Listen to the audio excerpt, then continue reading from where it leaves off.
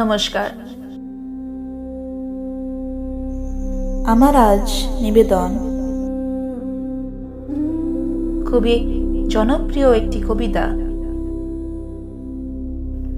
কবি জীবনানন্দ দাশের লেখা বনলতা সেন।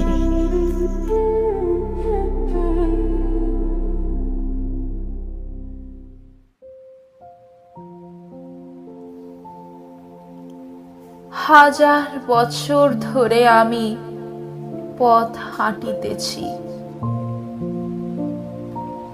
পৃথিবীর পথে,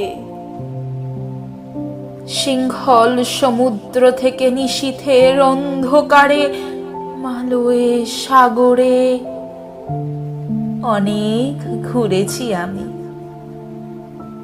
বিম্বিসার অশোকের ধূসর জগতে সেখানে ছিলাম আমি। আরো দূর অন্ধকারে বিদর্ভ নগরে আমি ক্লান্ত প্রাণ এক, চারিদিকে জীবনের সমুদ্র সফন। আমায় দুদন্ত শান্তি দিয়েছিল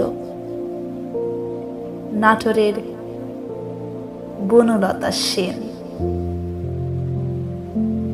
চুল তার কবেকার অন্ধকার বিদিশার নিশা, মুখ তার শ্রাবন্তীর কারুকার্য। অতি দূরে সমুদ্রের পর হাল ভেঙে যে নাবিক হারায়েছে দিশা, সবুজ ঘাসের দেশ যখন সে চোখে দেখে দারুচিনির দ্বীপের ভিতর, তেমনি দেখেছি তারে অন্ধকারে। বলেছে সে, এতদিন কোথায় ছিলেন? পাখির নীড়ের মতো চোখ তুলে নাটোরের বনলতা সেন। সমস্ত দিনের শেষে শিশিরের শব্দের মতন